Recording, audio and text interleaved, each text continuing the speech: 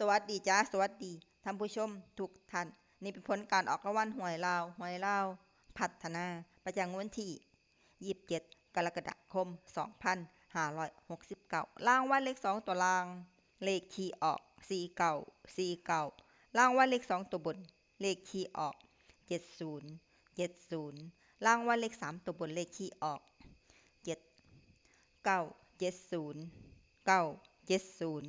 รางวัลเลข6ตัวเลขที่ออก804 970 804 970นี่ก็เป็นผลออกรางวัลหวยลาว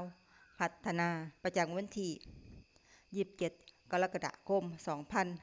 2569ขอให้โชคดีมีชัยถูกหวยลาวพัฒนาได้รับเงินกับทุกคนด้วยจ้าฝากไว้ในเด้อจ้าซับตะไคร่กดติดตามและเป็นกำลังใจขอบคุณทุกท่านที่เข้ามารับชมและรับฟังแล้วมาพบกันใหม่ในผลการออกหวยลาวพัฒนาใหม่ในมื้อวันพรุ่งนี้สำหรับมื้อนี้ขอบคุณ